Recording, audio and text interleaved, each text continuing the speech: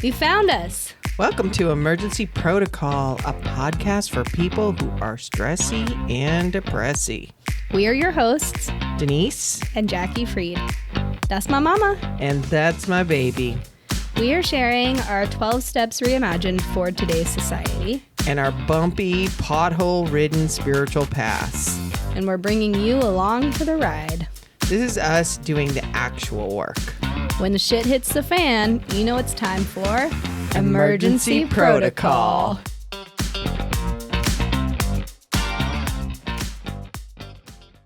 Hello. Hi. Hi. How are you? I'm good. Not. Not good? Not.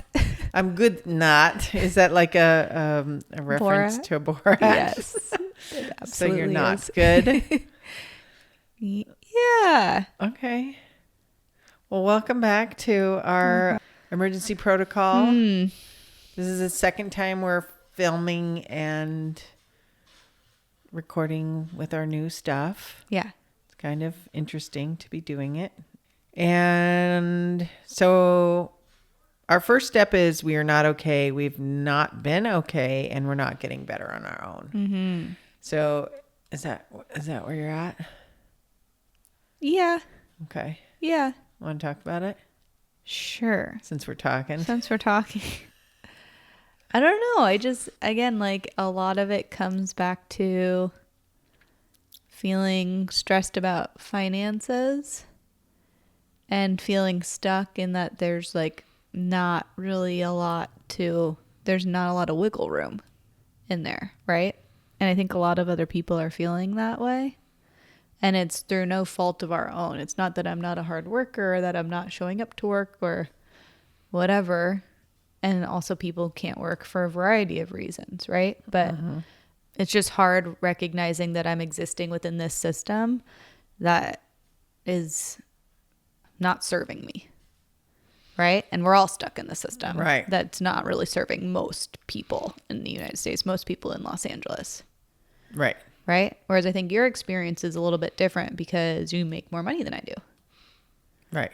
Not that you don't have expenses and whatever either, but yeah. So, yes. And I've had times where I have had less and have had to make do with a lot less. Most of my life, actually. You think most of your life?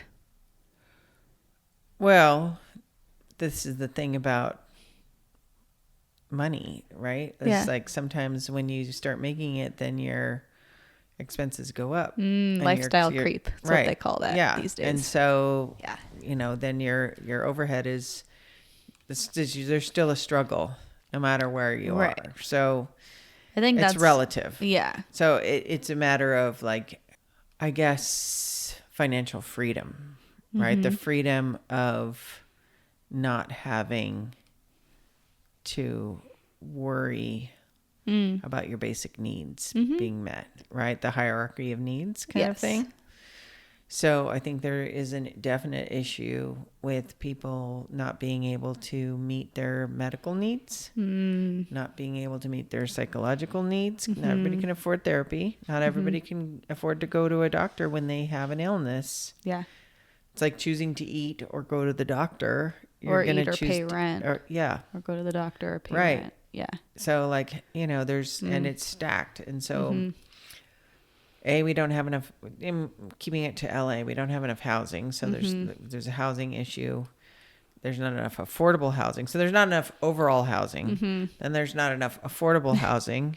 Yeah. And then we don't really have any kind of socialized medical care for people.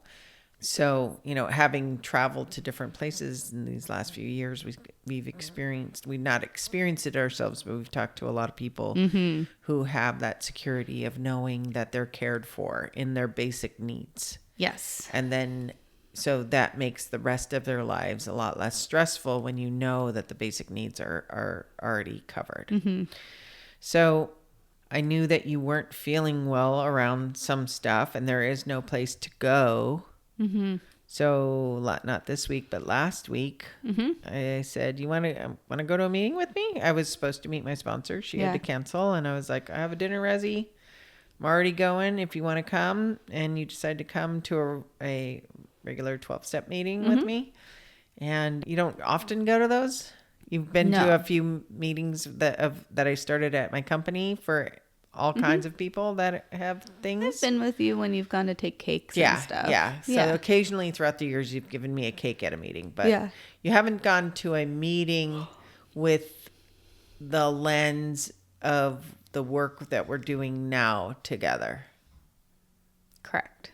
Like a regular meeting, a regular 12-step meeting. Yeah. So tell me about we haven't really talked about it since we went. Yeah. So what was your experience with that?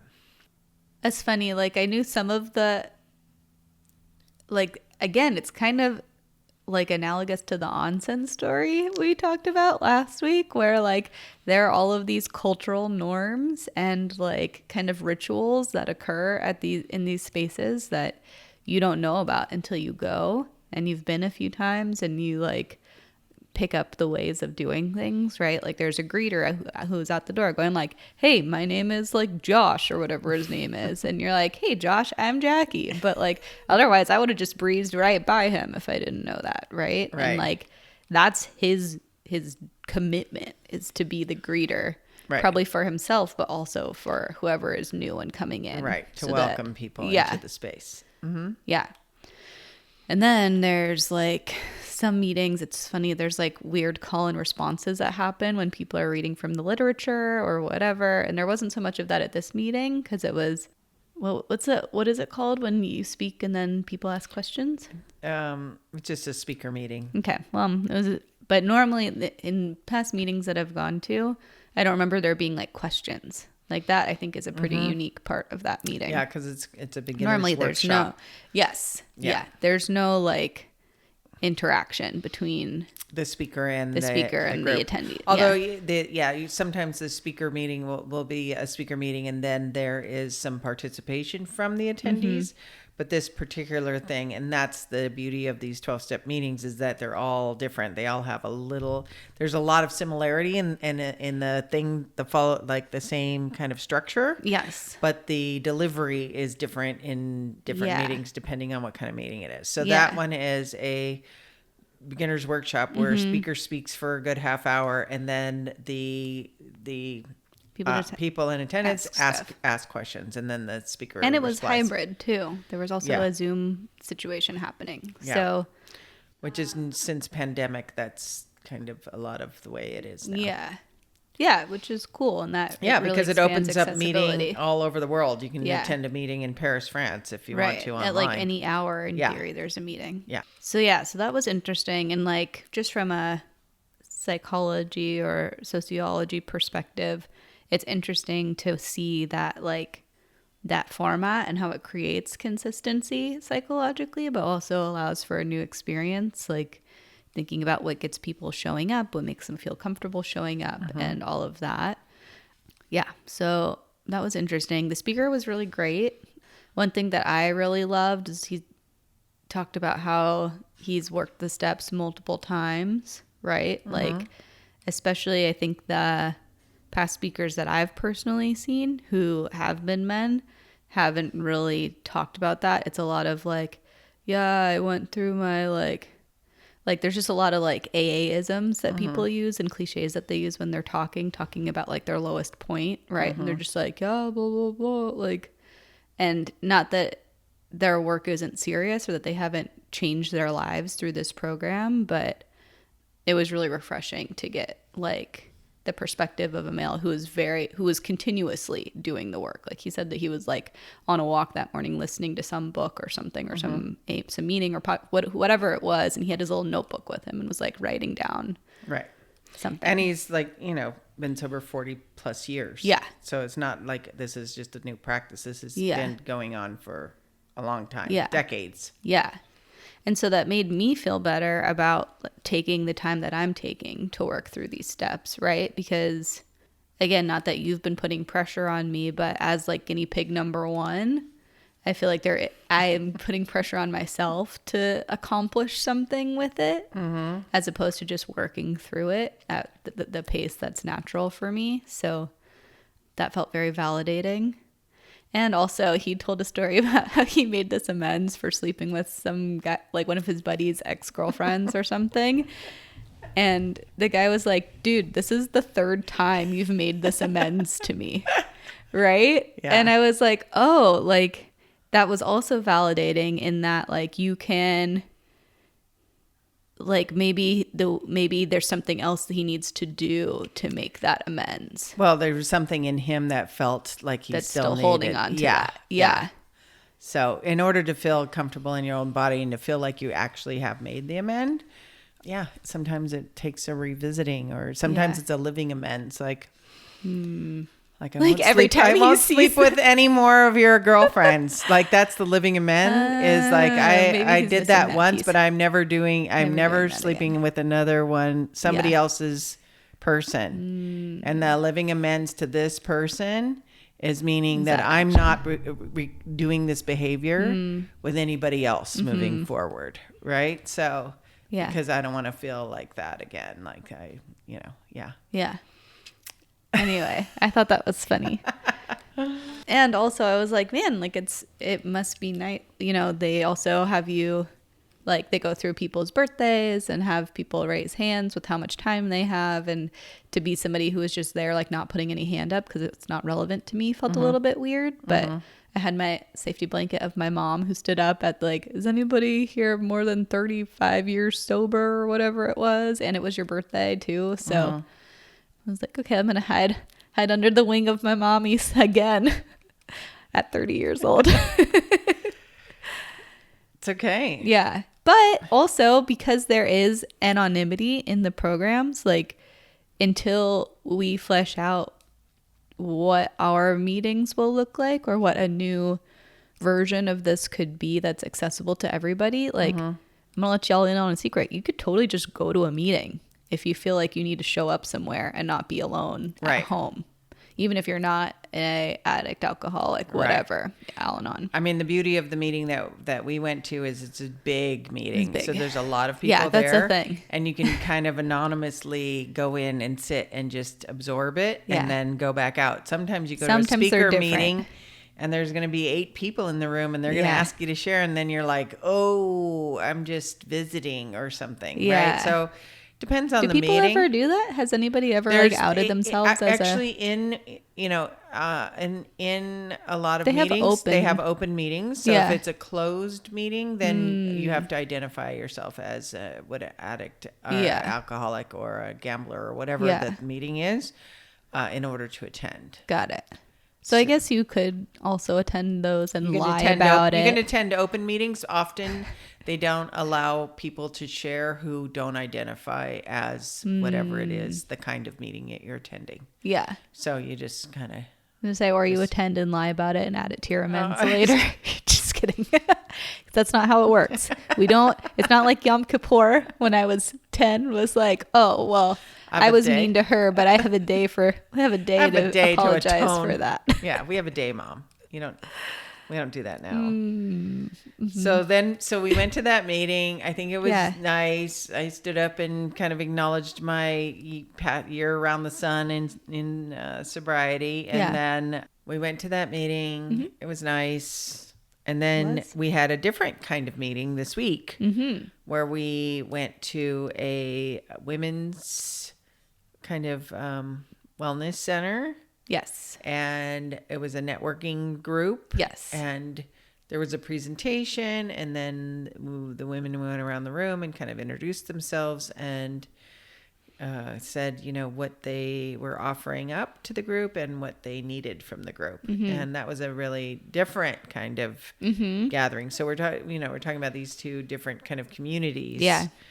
It was interesting. I mean, again, like, I think you're maybe a little bit more social than I am. Yeah, because I feel like once or twice a week you go to dinner with a friend, or you have book group, or you have something. I have structured social events. Yeah, but you still go to one Yeah. or two of those, and then you usually go to like 1 or 2 meetings a week, Right. Right? Or you meet with your sponsor, right? Mm-hmm.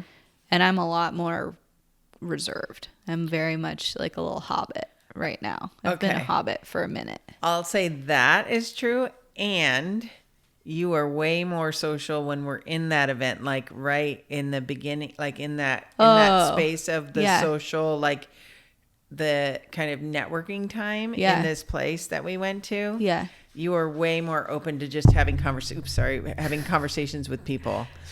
Yeah. I can drop into You it. can drop into it way faster than That's I interesting. can. I was kind of picking up on that. I was like, okay, Mom, are we just going to keep like filling the empty space with ourselves Yeah. and creeping away Well, from people? I don't know. I just don't like being like smushed into You a don't like space. sweating, I think. Well, not only that, I don't like. I'm always afraid that I'm going to get like smushed in talking to somebody that I don't really feel like talking to, and then I'm stuck in that physical container, like forced to talk to them. Like there's no way for me to wiggle out. And I feel like if I'm in a more open space, then there's space for me to be like, I'm going to go get a drink. Or I'm going to, like, I can excuse myself in a more natural way than if I'm tight into a narrow physical space where there's not much place to move. Got it. And so I don't. I feel Yeah, like, my fear is I'm going to be stuck talking next to somebody who's like, you know, maybe I don't, maybe Just weird vibes. Let's just say that I'm going to be stuck talking to somebody I don't really want to be stuck talking to. It sounds like, I mean, my initial reaction to that is like, maybe you need to work on your boundary setting a little bit and like enforcing, like not enforcing those, but just like enforcing your own personal boundaries around that, and finding other physical space is one way, but also like you can still say like, I'm so sorry to interrupt you, but I really need to go pee. And then you go pee and like Irish exit that conversation. Yeah. I guess that's not really an Irish exit, but you exit the conversation and then you can re-enter. Yeah, I can do that. Anyway. Right? But so, yeah. But there's also, I mean, this is social anxiety, right? Yeah. Like when I'm in a new. Oh, absolutely. Like We cling to each other at events at Yeah. Compass retreats or whatever. Yeah. Yeah, I feel better going into like that social place where you actually did know people going into it. I knew one person, Kim, our lovely Kim, and her daughter-in-law. Yeah. Barely we met, and that was it. Yeah.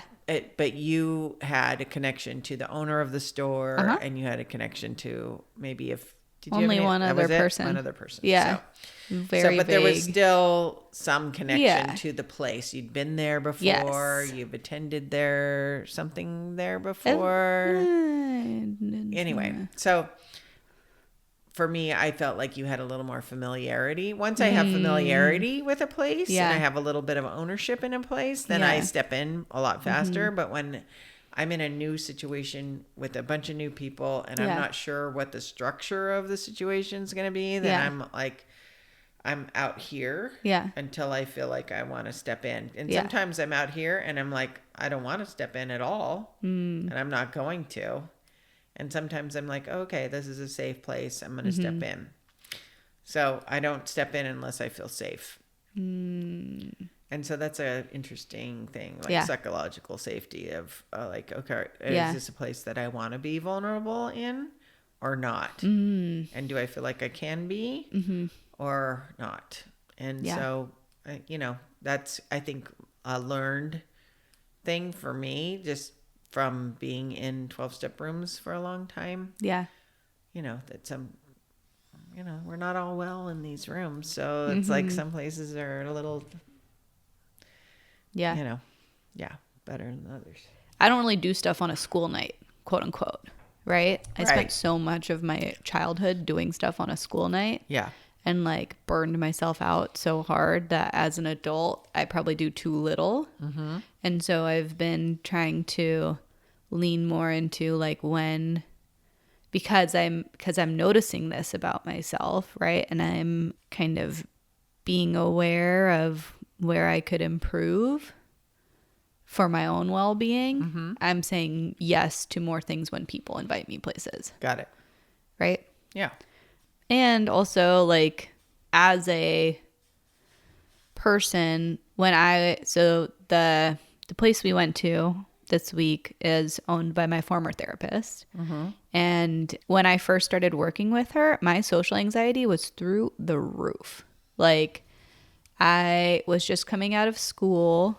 I had just graduated officially and was like spinning my wheels, right? I started dating somebody who I went to high school with, who had a really strong friend group when he was in high school and had maintained that friend group. Whereas I've always had a lot of individual friendships. And so I always make myself out to be othered, like outside the group. And so that was really hard for me. Like showing up, even just to like hang out at his house with his friends was really hard. And like going to any kind of social event, right? Even if I was just meeting up with a friend for a drink or going to like a Halloween party or whatever, like I would feel it in my chest, right? And so I don't know specifically when that changed, but I feel like part of it was being on medication for a long time. Like it took a couple years for that to really die down. But now when I'm going places, even if I anticipate being uncomfortable, I don't have that same like physical intensity that I once did, which is really interesting. So, yeah. So you've worked through something, which is nice, right? Like that's also like the growth of it. It's kind of, again, going back to alcohol and whatever, there's a reason that the bar is the first place people stop in a social event because everyone feels the need to ratchet down that anxiety a bit. And that's the fastest, like most kind of like socially acceptable way that people do it is like to have a drink and then, you know, it dulls it down a bit, right? Yeah. And then you can talk to people. So, and also like continuing to show up in the same places over and over again. Like I have a couple of friends who are musicians. And so when they have shows, I try to go and it's generally the same crowd that's there as well. So then it's not just like reconnecting with somebody for the first time after 10 years. It's like, oh, I haven't seen you in a couple months since the last show. How are things going? Right. But also like going back to our first part of the episode, I like a fruity cocktail. I love a glass of wine. I enjoy the like the physical taste of that. But because I'm in such a weird place, real or perceived financially, right? It's like, do I want to spend $17 on a glass of wine or do I want to just deal with the discomfort, right? Like which discomfort would I rather weather? Right. Spending the money or having the discomfort of I mean they're both the way they are. So anyways, very interesting. All that to say that we've been spending a lot of time lately thinking about what we want our in-person groups to look and feel like, and what we want the like experience to be like, what elements we want to bring in from a classic AA or 12-step setting, and what wants to be new and different. Right? Yeah. So in a regular Alcoholics Anonymous meeting, they read a preamble pretty much at every meeting. Yeah. And it says, Alcoholics Anonymous is a fellowship of people who share their experience, strength, and hope with each other, that they may solve their common problem and help others to recover from alcoholism. The only requirement for membership is a desire to stop drinking. There are no dues or fees for AA membership. We are self-supporting through our own contributions. AA is not allied with any sect, denomination, politics, organization, or institution, does not wish to engage in any controversy, neither endorses nor opposes any causes. Our primary purpose is to stay sober and help other alcoholics to achieve sobriety. So the first part of this preamble, and it's read it's read a lot, is that it's a fellowship of people. Yeah. Right? Okay. Who are all sharing their experience, strength, and hope right? So the focus is on positive, right? Experience, strength, and hope. Like, I've had this experience. This is how I got through it. And you can get through it too. Okay. That they may solve their common problem, which is drinking, and help others to recover from alcoholism. So it's very focused on specifically alcoholism, right? The only requirement for membership is a desire to stop drinking. So you don't have to be sober to be in the room. You just have to have a desire to stop. Because some people, it takes longer for them to stop than others. And you just keep coming back until you can stop. But it's not a requirement for the room. No dues or fees for AA membership, which is amazing because I'm just not going to say most, but I was broke, and I could not afford to pay dues or go to therapy, or no, therapy wasn't even a thing then. No, really. Therapy was a thing, but it was like not a thing that I like, could afford, or it was part of our conversation. Yeah. And also there was no like membership. Like it was not like, oh, okay, you have to be a member of this club. We're self-supporting through our own contributions. So we're not allied with any sect, denomination, politics, organization, institution, does not wish to engage in any controversy, neither endorses nor opposes any causes. So there's no political agency. There's no financial super PAC that is funding Right. that can influence. There's no sobriety houses. Yeah. There's no treatment centers. There's nobody who's saying, like, I'm going to have an influence over how AA is run. Right. And so it's completely autonomous to outside enterprises. And the primary purpose is to stay sober and help other alcoholics to achieve sobriety. So having that preamble read, and all the time, it gives a framework for the meeting, right? Like, this is who we are. Yeah. This is how we operate. And this is how you are welcome here. And that's it. You don't have to pay. Yeah. You don't have to be sober. You just have to show up. Now, if you're disturbing the peace and causing a ruckus and throwing chairs around, then you're going to be asked to leave. But for the most part, you can stay and hang out and listen. I know I stepped away from the thing. She hates it when I move away from the microphone, and I'm sure. I'm thinking of the listeners. I'm sorry, listeners. I just adjusted my body for 1 second. Well, you can pause. Okay. What you're saying and readjust, and then it can all be edited, right? That's true. We can't edit while you're doing like this. Is harder to edit than this. I think we should leave that part in because it's fucking funny. Right. Because we're not professional podcasters, in case you didn't know. We're trying to be, though. And I can't control my face, and like you can kind of see it probably from the camera, but she can. I'm not guarding myself well. That's good. I'd rather us be real. So anyway. So in the idea of us starting our own kind of groups around the language that we wrote for the people that we're trying to reach, who are not alcoholics, who are people who are struggling with anxiety and depression, or just trying to live life on life's terms, we're going to have to come up with, I think, our own preamble around what it is that we are and who is welcome here. Yeah. Right? And establish kind of like the format of the meeting, right? Because I think there is a lot of comfort in showing up to a space and knowing roughly what to expect. Correct. Right? Like knowing that there's going to be a 3-course menu, and the courses themselves, like the dishes themselves, might change. Right.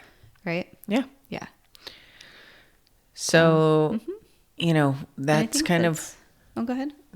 No, I think that's kind of where we're at. It's like, okay, there's so many things that we have kind of in the fire, so many irons in the fire, that it's hard to decide like what to do next. But definitely creating a space for people to come together to do this work is one of them. Another one is us creating a workbook and kind of framework for people to at least dip their toe into doing, answering some prompt questions and kind of doing some self-exploration. Right. And then, we're going to see where it goes next. So. And I think that's also really important too. Again, looping it back to the very beginning, like, we're not okay. We haven't been okay. We're not getting better on our own. The on our own piece is so huge right now, society-wise. Like, I think I'm probably also a little reliant or addicted to Instagram and social media as a substitution for actual friendship. Right? And it's hard because a lot of the people that I love and want to be in communication with live far away, right? And so I can't actually like be with them as often as I want. So I send a lot of as I'm sure a lot of us do. I'm sending a lot of memes whenever they remind me of somebody, or I'm reaching out, or, you know, reacting to stuff. I am a shameless. Apparently, I think it's uncool to react to like stories on Instagram or like comment on people's stories. Why?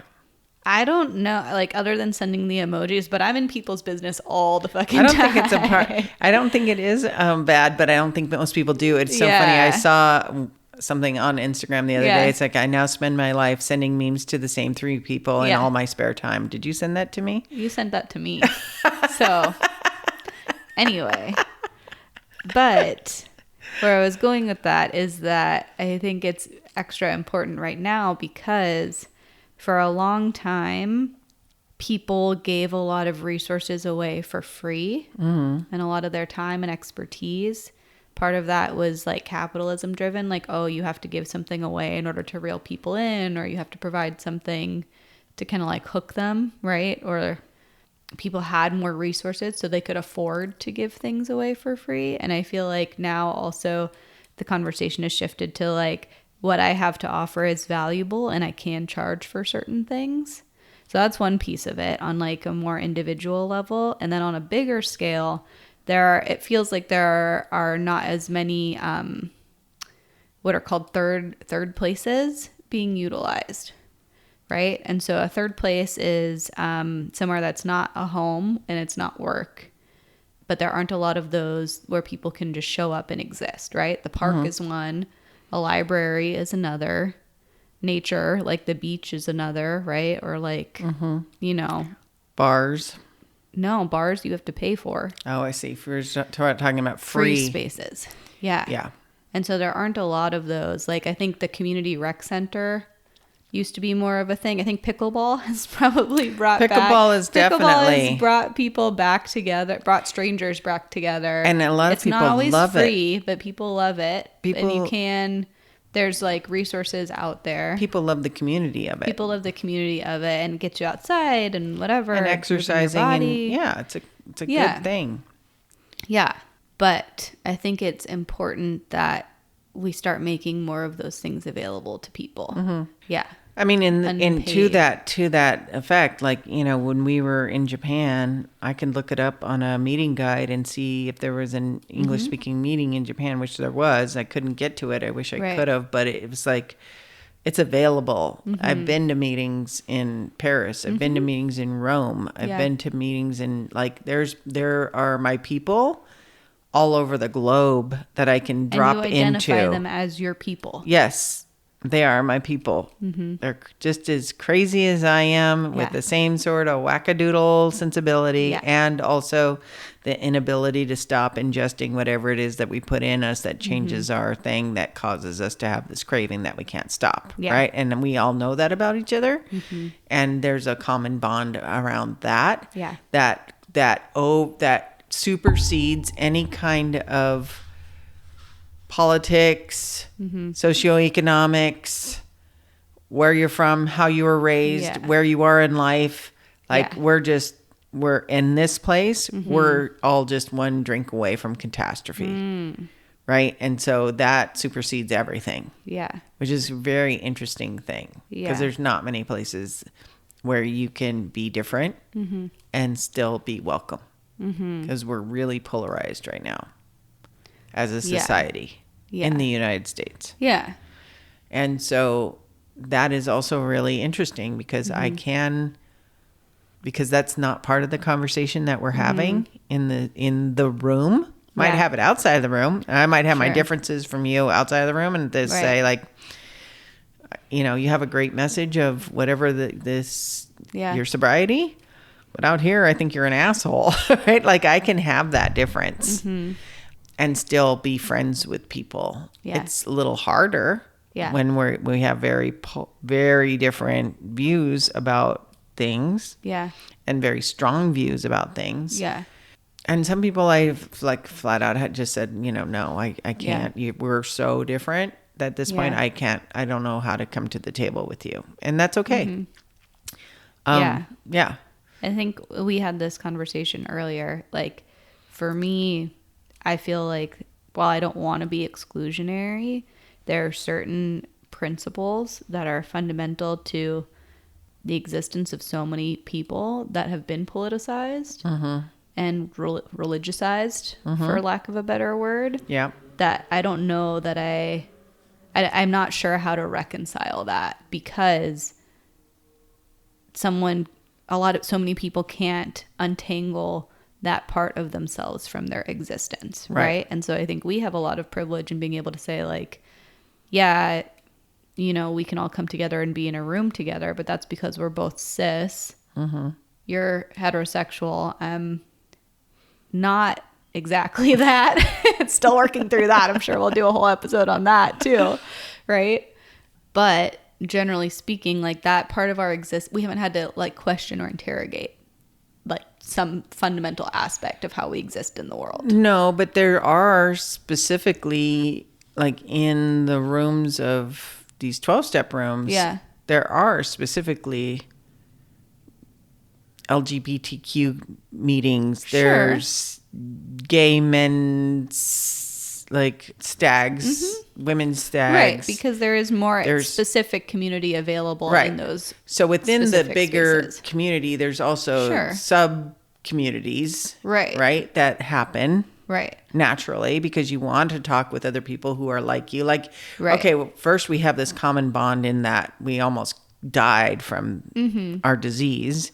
Right. Second, now that we've survived and we've kind of found a way to not die, now we're on this like ship together. Yeah. But I might want to do a shore excursion to a different place, right, with this group of people who I also identify even on a whole nother level with. Right. So yeah, that's natural.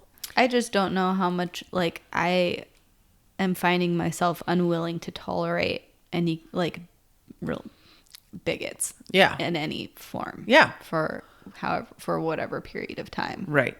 Right. And so wrestling with that too, like going to our step 7, right? Like, am I acting humbly? Am I acting in service of my highest and best self? Am I acting in the service of the greater good for everybody in that?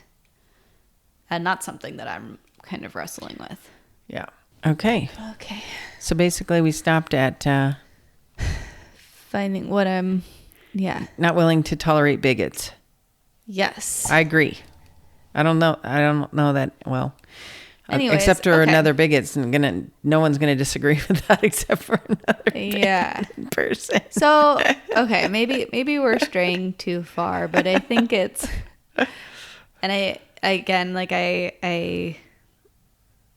think it's important for a resource like this to be accessible, and I want it to be accessible, right? I think part of it is also a feeling of vulnerability too, right? Kind of like what you said, like the social anxiety piece of like not being worried, but just like the unknown is scary, right? Yeah. Who will show up, what they'll say. So part of it is like we're sitting in our fear a little bit around what this new thing looks like. Right. But there's also meetings where people say stuff that I don't agree with and I don't like and I don't want to hear. And you know what? They're free to talk about what they want to talk about. As long as it's not, again, going against there are traditions and there are rules around what you can and can't do. And I think that's important to have. And it's also read so that people know what the rules are, right? So if you know, it is under, the whole thing is inclusivity. Yeah. And there's rules of civility. Yeah. That are and respect. Are like, no crosstalk. No, there's a lot of things that are enforced as a practice and will be called out if they're broken by someone in the group who is aware of what those things are. And so, yeah, there's that. All right. So next up, what are we talking about next time? Next time. Well, I'm going to go meet up. Again, I was invited and I said yes. So I'm going to go meet up with some college friends on the East Coast. And I think I want to talk about the importance of long-term friendships, because that's something that you've definitely modeled for me and something that I want to be good at or want to be better at than I feel like I am. And something that's really important. I think you are good at that. You're now almost 31. Yeah. And these have been friends since you were like 18, 19 years old. 11 years. Yeah, that's a long-term relationship. Yeah. That's a third of your life. Ugh. Huh. Yeah. How about that? And so it's like, I have friends like that too. We'll talk about it next time, but we're going to talk about like what is it to maintain friendships, and especially when they're close or when they're far or when you have differences of opinion, or how do we maintain our relationships in our lives, not our specifically friendships, and also in different seasons too, right? Like it's been interesting how as I've gotten older and people start to get married and form more committed romantic relationships, what that does or doesn't do to friendships and how different people handle that. And also making sure that I'm maintaining friendships where I feel comfortable saying I'm not okay right now. Like I need some love. Right? Yeah. Like, yeah. So stay tuned for next episode. We want to hear from you. Find us on Instagram and TikTok at 12 Steps for Everyone. That's at the number 12 Steps for Everyone. Please like and follow us. You can also send us topics you want us to dig into or follow-up questions from each episode. And if you know someone who would enjoy or benefit from our conversations, please feel free to share this with them. All are welcome here.